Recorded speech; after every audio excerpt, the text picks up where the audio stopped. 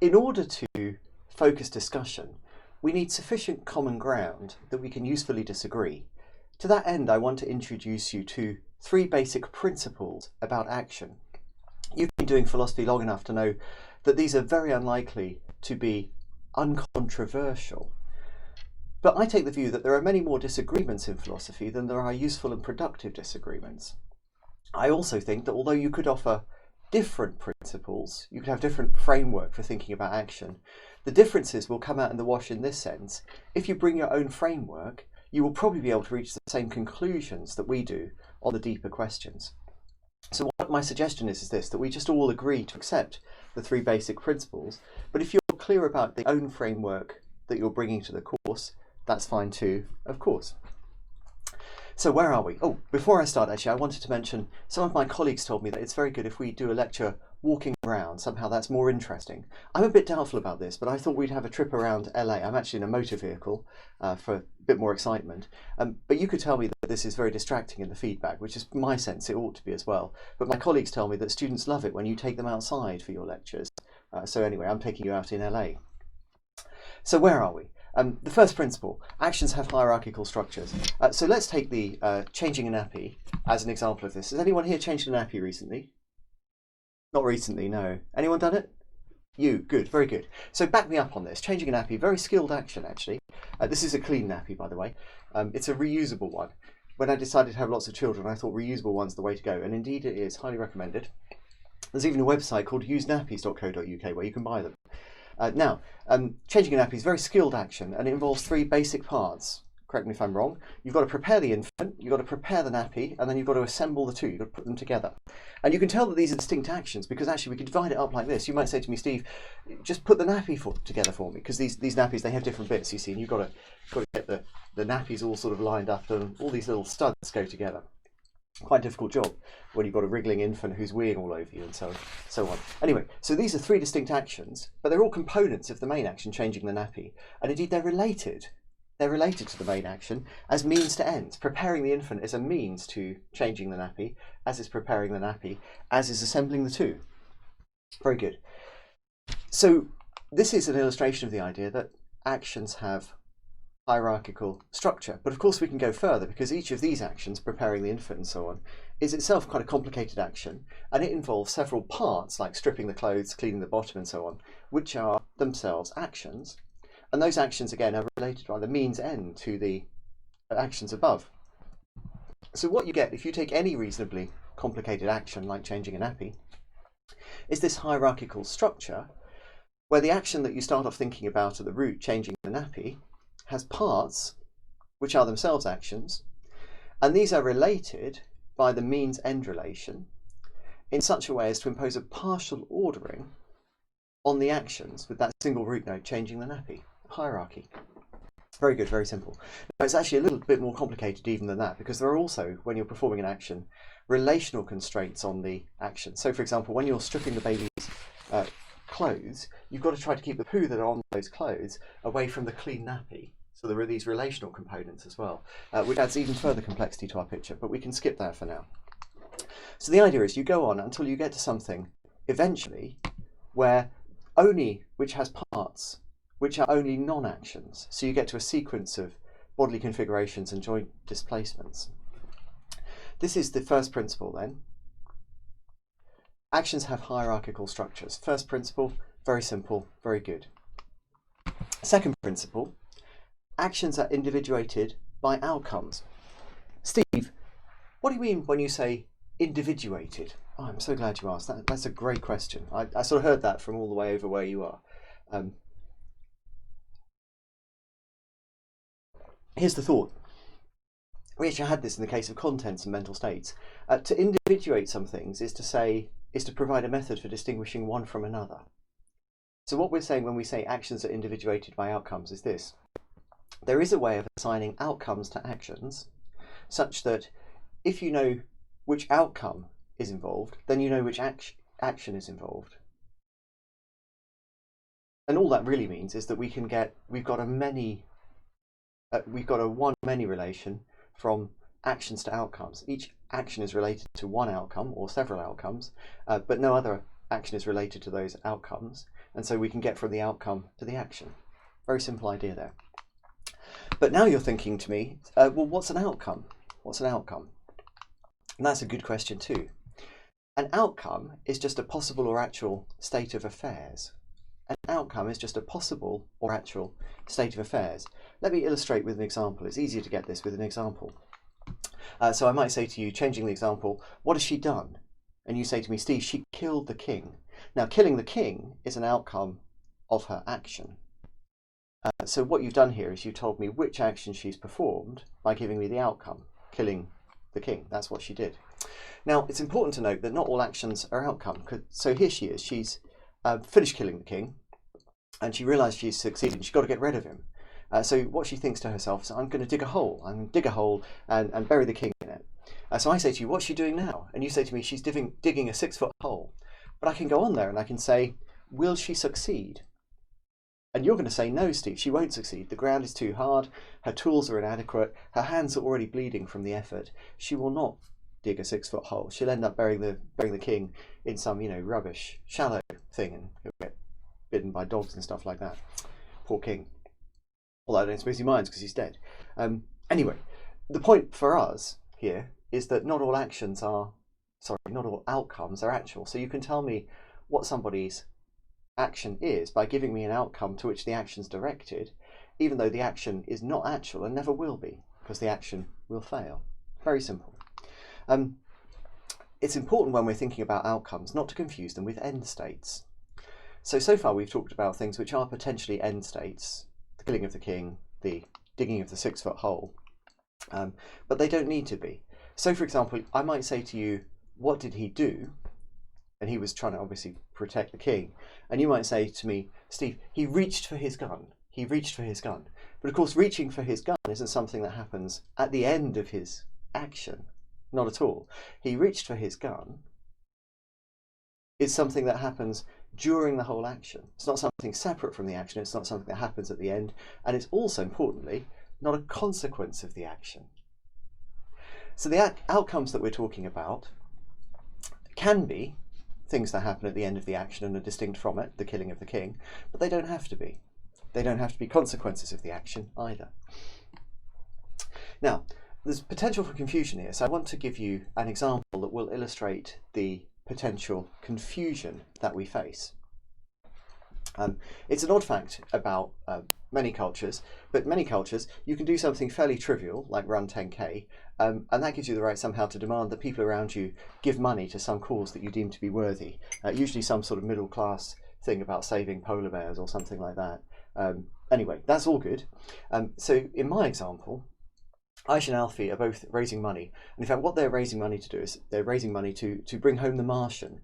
So the Martian is a space traveller who has been stranded on Mars, and it's going to be very expensive to bring him home. And what Aisha and Alfie are both motivated to do is to raise money in order that there will be extra funds available to invest that money in the expensive rocketry and so on that will be required to rescue the poor astronaut who's stuck on Mars. And you think, a worthy cause. I'm sure we're all reaching into our pockets and pulling out those £10 notes to support them in running 10k. Very difficult thing to do. Now, what you might say here, oh, funny bloke there. What you might say here is this. Steve, there's a problem here. Aisha and Alfie are performing different actions. Aisha's action is one thing, Alfie's action is another thing. And in fact, the two don't know each other. They're not doing it together. So the actions are clearly distinct. On the other hand, the thought is that the outcome is the same. This is the objection. So you can actually construct a little objection here. You could say to me, Aisha's action and Alfie's actions are directed to the same outcome, running the 10k, but they're different actions, and therefore actions cannot be individuated by outcomes. And that's a valid argument, because what my claim that actions can be individuated by outcomes requires is precisely that any two actions have different outcomes. So why do I think this argument's wrong? Clearly I think it's wrong, otherwise I wouldn't be offering the view that actions can be individuated by outcomes as my second principle. I think it's wrong because you've made a mistake about same outcome here. And the mistake that you have made can be illustrated by thinking about what happens in each case. You see, the outcome here, the running of the 10K that Aisha is aiming to achieve, is something that could succeed, even though Alfie fails. You see, what happens to Alfie is he's running along and he thinks to himself, gosh, this is too far. And so what he does is he sneakily gets on a bike, he cycles up to a roundabout, boom, and a big Land Rover, 2-ton Land Rover, lovely people, knocks him over completely flat and spends the rest of the day scraping him off the bonnet. Poor Alfie. So the important thing here is that Alfie's action fails, although Aisha succeeds. The outcome to which Alfie is aiming, and the outcome is achieving, which is contingent on you paying £10 to save the Martian to Alfie fund, can fail to occur, even though the outcome to which Aisha's action is directed can succeed. She does succeed in running. She doesn't cheat. She's good. What we notice here is that there's a distinction between type outcomes and token outcomes.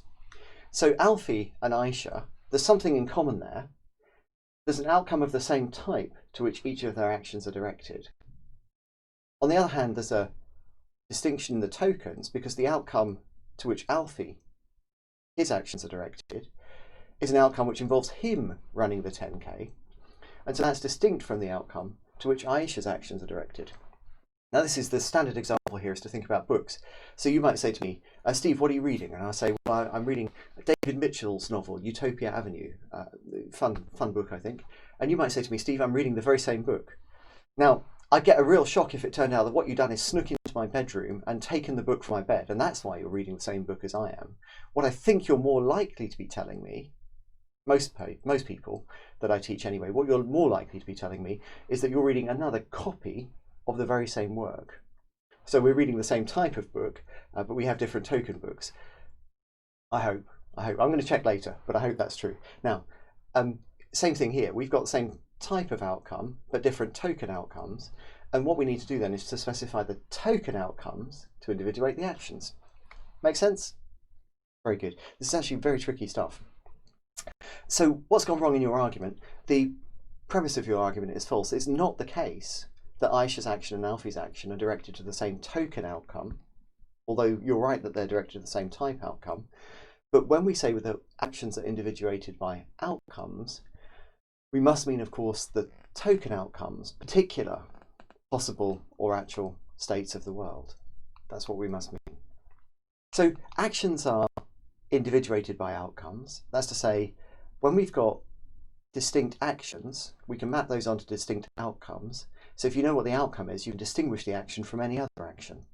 Importantly, when we're talking about individuation, we're not telling you what actions are. So I'm not saying that actions are outcomes. That's clearly false. That's clearly false. The actions are not outcomes. So then the question arises, well, what are actions? I don't want to spend a long time on this because I don't think it matters very much for our purposes, but it may be reassuring. I think sometimes I found students feel reassured if they can at least imagine one answer to this question. So here's a thought. You see my fingers here. So this is what I would call a bodily configuration. I have my body configured in a certain way. My fingers are loosely apart. And then you notice that the fingers contain a series of joints. I don't know if you can see this, but there's a joint here in the finger. And there's a joint here in the thumb. Now, as I move my fingers together to grasp something, let's actually grasp something. I'm going to grasp this thing here. There we go. As I move things together to grasp something, the joints move. The joints are displaced. So a very simple idea might be this. Actions are bodily configurations and joint displacements. That's what the actions are. Collections of those things, sequences of those things, organised in time. Where, in order to be an action in our sense, of course, those bodily configurations and joint displacements have to be directed to some kind of outcome. So actions are joint displacements and bodily configurations which are, collectively, directed to an outcome. That's what actions are. Now you might say, well, that can only apply to bodily actions. Perhaps you think there are mental actions. Not a view that I favour, but if you like that view, that's fine. You clearly wouldn't accept this view there. So there's certainly room for disagreement about what actions are, but I think this is a reasonable candidate for a view about the nature of bodily actions. Bodily actions are just configurations and joint displacements which are directed to outcomes. That's really all there is to it. But as I say, this is not terribly important for our purposes, so if you take a different view, that's fine, as long as you accept that actions are individuated by outcomes. That's the substantive thing that we need, and it just leaves open the question of what actions are. Okay, now it really is time for a third principle. Last principle, one action can have multiple descriptions. We've already seen this. I might say, for example, what has she done?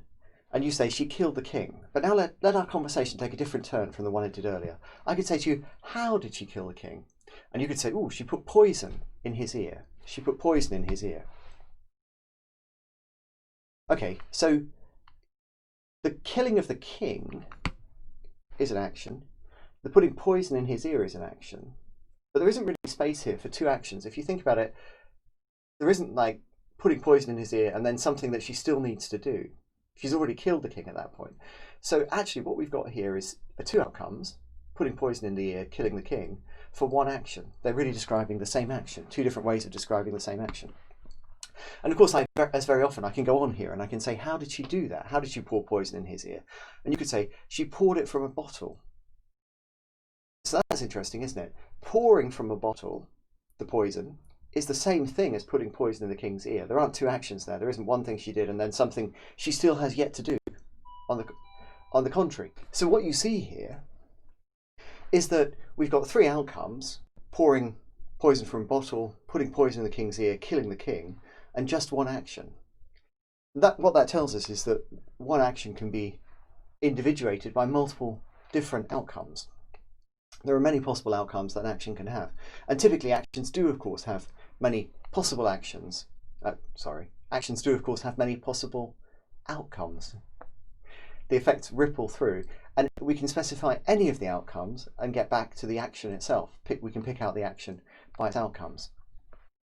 So here's a summary of my principles. The third principle was that one action can have multiple descriptions. The second principle is that actions are individuated by outcomes.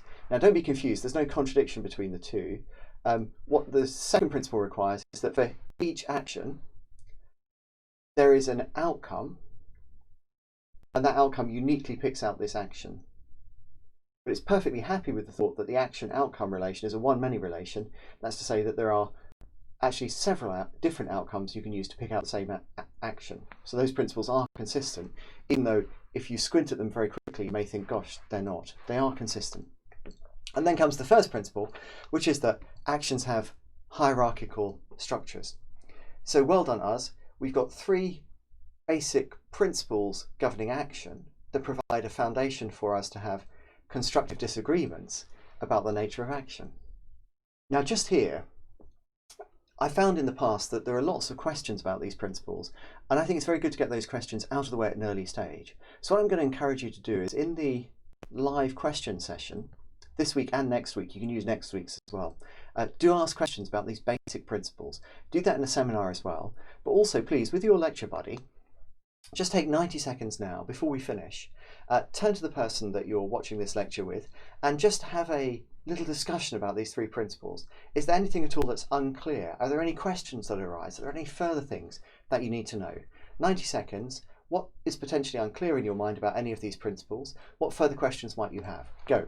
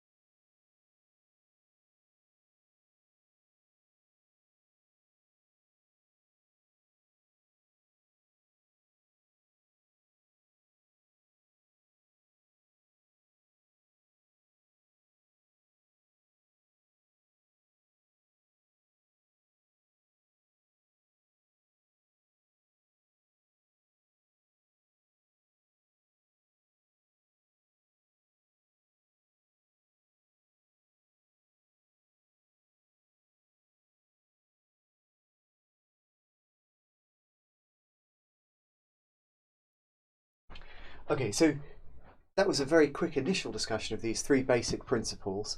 I know from past experience that you've probably got several questions about these. Do let those questions come in the seminars, in the live lecture session, and also in your discussion with your lecture partners. The next thing we're going to do is an introduction to the standard story about action, which is sometimes called the causal theory.